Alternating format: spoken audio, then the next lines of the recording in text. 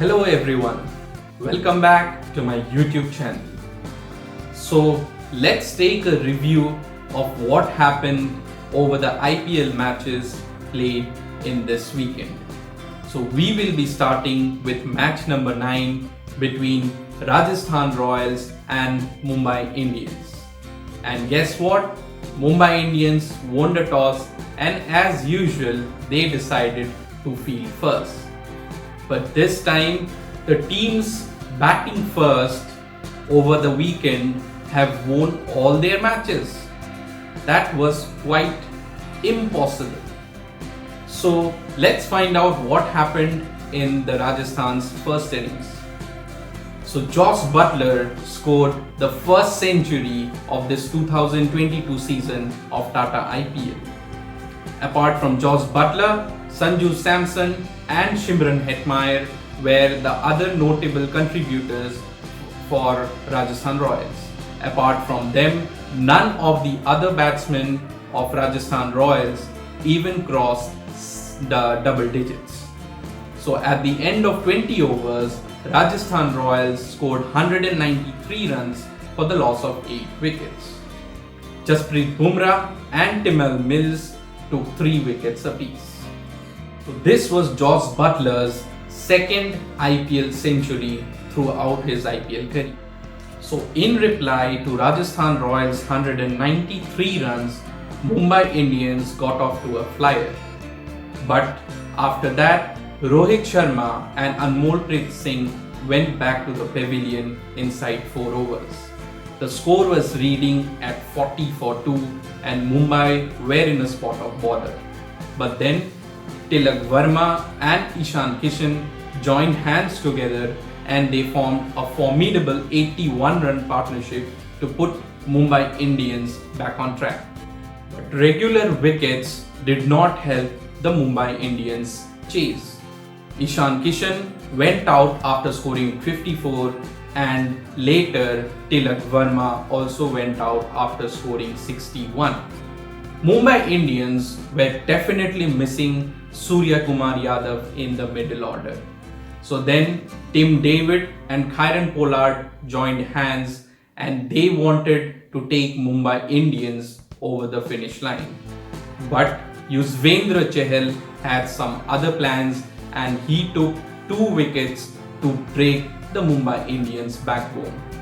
So then the ask was too much tough for the Mumbai Indians innings and in the last over, Mumbai Indians required 29 runs to seal the game. But with Navdeep Saini bowling the last over, Mumbai Indians thought that there is a hope with Kieron Pollard on the batting crease.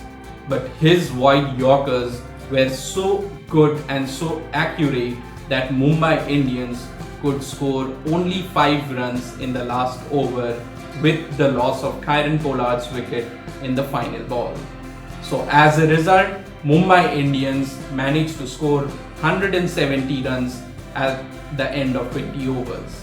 So Rajasthan Royals wins the game by 23 runs and they reach to the top of the points table. So let's have a look at the scorecard. So Josh Buttler, the Centurion, was declared the man of the match for this game. He scored 11 fours and 5 sixes.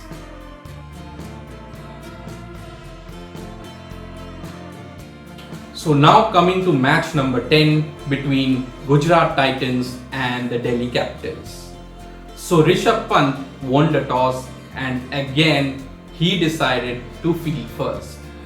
So in the first 6 overs, Gujarat Titans scored 44 runs with the loss of 2 wickets. But after that, Shubman Gill dropped anchor and Hardik Pandya joined him. They scored a 65-run partnership stabilizing the Gujarat Titans innings. But after that, Hardik Pandya went out but Shubman Gill was still going strong at the other end. He scored 84 valuable runs for the Gujarat Titans. And at the later point of time, David Miller and Rahul Tewatia gave the finishing touches to the Gujarat Titans innings, propelling them to 171 for 6 at the end of 20 overs. And for the Delhi Capitals bowlers, Mustafizur Rahman took 3 wickets, Khalil Ahmed took 2 wickets, and Kuldeep Yadav took a single wicket. Chasing 172 runs, Delhi Capitals did not get off to a good start. They lost 3 wickets inside the power play. The score was just 34 runs when Delhi Capitals lost Prithvi Shaw, Tim Seifert and Mandeep Singh. After that, Lalit Yadav and Rishabh Pant joined hands together to form a 61-run partnership which stabilized the Delhi Capitals innings to some extent. But then Lalit Yadav went out when the score was 95 runs. So later on, Rovman Powell gave some lusty blows and that gave a little hope to the Delhi Capitals innings. But once Rishabh Pant was back in the pavilion after scoring 43 runs, then the hopes started to fade away for the Delhi Capitals. And as a result, at the end of 20 overs, Delhi Capitals could manage only 157 runs for the loss of 9 wickets. Lockie Ferguson was the pick of the bowlers for Gujarat Titans, taking 4 wickets. Mohammad Shami took 2 wickets and skipper Hardik Pandya and Rashid Khan took a wicket apiece. So as a result, Gujarat Titans wins the match by 14 runs. The Kiwi pacer Lockie Ferguson was declared the man of the match for his brilliant figures of 4 for 28 in his 4 overs.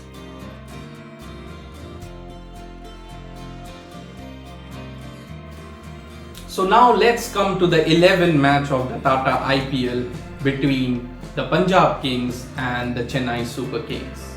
So Ravindra Jadeja won the toss and again he decided to field first. So Punjab Kings did not get off to a good start either. They scored 14 runs for the loss of 2 wickets inside 2 overs. Mayank Agarwal and Bhanuka Rajapaksa went back to the pavilion. So the repair job had to be done by the Punjab Kings batsmen. Liam Livingstone came to the crease and he joined hands with Shikhar Dhawan, forging a 95-run partnership. But after that, once Dhawan went out, then Jitesh Sharma joined hands with Liam Livingstone and they took the Punjab innings forward. Livingstone smashed 5 sixes and 5 fours in his brilliant innings of 60 runs. And later on, at the end of 20 overs, Punjab Kings scored 180 runs for the loss of 8 wickets. For the CSK bowlers, Chris Jordan and Dwayne Pretorius took 2 wickets apiece, whereas Mukesh Chaudhary, Ravindra Jadeja and DJ Bravo took 1 wicket apiece. In reply, the Chennai Super Kings did not get off to a good start. They were reduced to 36 for 5 with Rituraj Gaikwad, Robin Uthappa, Moeen Ali, Ravindra Jadeja and Ambati Raidu all back to the pavilion. But after that, Mahendra Singh Dhoni joined hands with Shivam Dube and they forged a 62-run partnership. But then Liam Livingstone came and struck 2 wickets in 2 balls, removing Shivam Dube and DJ Bravo. The required run rate kept on climbing for the Chennai Super Kings. But yes, all the Yellow Army fans had the hope until Mahendra Singh Dhoni was still there at the batting crease. Everyone was hoping that some miracle would happen for the Chennai Super Kings. But then Rahul Chahar came and he bowled a superb delivery to Mahendra Singh Dhoni, which eventually was the final nail in the coffin for Chennai Super Kings. And as a result, CSK folded for 126 runs inside 18 overs. Bowling unit for the Punjab Kings bowled unitedly and everyone took some or the other wickets. Vaibhav Arora and Liam Livingstone took 2 wickets apiece. Rahul Chahar took 3 wickets, and then Kagiso Rabada, Arshdeep Singh and Odean Smith took 1 wicket apiece.